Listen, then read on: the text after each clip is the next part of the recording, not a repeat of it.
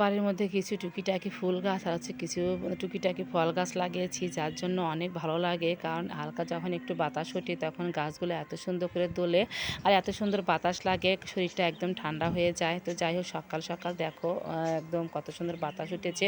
আর এই বাতাসের জন্য আমি একটু বাইরে বের হয়ে বাতাসটা শরীরে লাগাচ্ছিলাম। তো যাই হোক, অনেকক্ষণ বাতাস টাতাস খেয়ে এখন হচ্ছে এই তো রান্না বান্না কি করব সেটাই হচ্ছে গোছাতে চলে এসেছি। আর আজকে হচ্ছে সবজিগুলো আমার মা কেটে দিচ্ছিল। তো যাই হোক, যেহেতু আজকে হচ্ছে পালনের দিন, দ্বাদশী নিরামিষ রান্নাবান্না, তো সেগুলোই গোছাচ্ছিল। হ্যালো সবাইকে, সবাই কেমন আছো? আশা করি ভালো আছো, আর আমি ভালো আছি।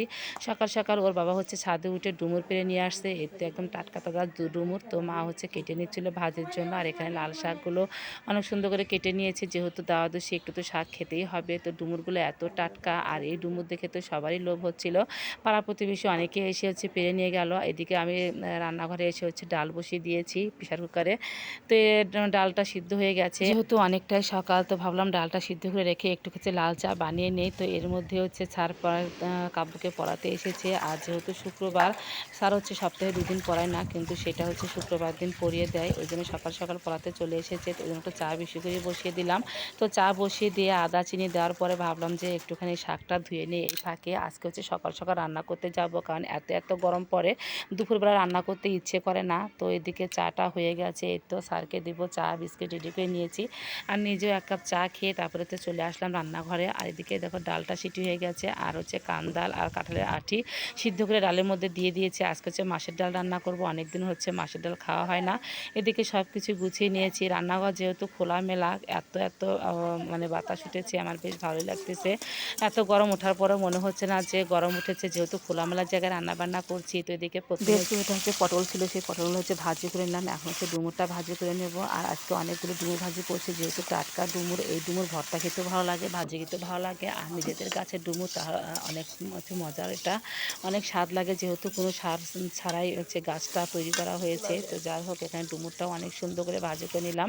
ডুমুর কিন্তু শরীরের জন্য অনেক উপকারে আসে, জানি না তোমরা কে কে খাও বা কে কে জানো। এদিকে হচ্ছে ডুমুরটা ভাজি করে নিয়ে তারপর লাল শাক ভাজি করে নিলাম। লাল শাকটাও অনেক টাটকা তাজা ছিল। তো যাই হোক, শাকটা ভাজি করে এখন হচ্ছে ডালটা ফোড়ন দিয়ে নেব। অনেক তাড়াহুড়া করতেছিলাম, ভাবতেছিলাম যে সকাল আর দুপুরে একবারে রান্না করে নেব, যেহেতু হচ্ছে প্রচণ্ড গরম হচ্ছে। এই গরমে কিছুতেই চুলার পায়ে থাকতে ইচ্ছে করে না। যত খোলামেলা হোক না কেন, রান্না করার পর যখন ঘরে যাই তখন মনে হয় না যে হচ্ছে আর অন্য কোনো কাজ করি, কাজের প্রতি একদম অনীহা লাগে আর কি। তো এদিকে ডালটা একটু মানে সোমবার দিয়ে দিয়েছি, বলক উঠে গেছে। আজকের ডালে কান্দাল দিয়েছি, কাটলে আটে দিয়েছি, তাই একটু কালারটা কেমন কালচে হয়েছে। এদিকে দেখো বাতাসে বেশ ভালো উঠেছে, রোদও উঠেছে। চারপাশটা যেহেতু খোলামেলা, দেখতে বেশ ভালোই লাগে। আর সবাই এসে এই জায়গাটা অনেক প্রশংসা করে, যেহেতু গাছগাছালি আছে। আসলে বাড়ির মধ্যে এরকম গাছগাছালি লাগালে বেশ ভালোই লাগে, যদি জায়গা থাকে। তো ডালটা নামিয়ে এখানে হচ্ছে আমের একটু টক রান্না করে নিলাম। আমের টক এখন কিন্তু ডালের সাথে খেতে বেশ মজাই লাগবে, যেহেতু হচ্ছে আমের সিজন, আর আমের টক খেলেও শরীরটা ঠান্ডা থাকে। তো রান্নাবান্না কমপ্লিট। এখানে হচ্ছে সব কিছু গুছিয়ে নিয়েছি, শাক ভাজি, ডুমুর ভাজি, পটল ভাজি, 2 গামলাতে ডাল, আর হচ্ছে আমের চাটনি। তারপর হচ্ছে এই তো খাওয়া দাওয়া শুরু। সবাই তো খেয়ে নিয়েছে, আমিও শেষের দিকে খেতে বসেছি। প্রথম দিকে আর তোমাদের সাথে ভিডিওটা শেয়ার করতে পারিনি। তো যাই হোক, চাটনিটা শেয়ার করলাম। চাটনিটা অনেক অনেক মজা হয়েছিল। অনেক বেশি হচ্ছে চিনি দিয়েছিলাম, একটু বেশি বেশি মিষ্টি হলে খেতে বেশি ভালো লাগে। আর আমার বাড়ির সবাই হচ্ছে টকে একটু মিষ্টি বেশি খায়। তো যাই হোক, সারাদিন ক্লান্ত, প্রচণ্ড গরম, তার জন্য সন্ধ্যাবেলা একটুখানি হচ্ছে বেলের শরবত করা হচ্ছিলো। যে গরমের জন্য সকাল সকাল রান্না করলাম, সেই গরম থেকে কিছুতেই রক্ষা পেলাম না।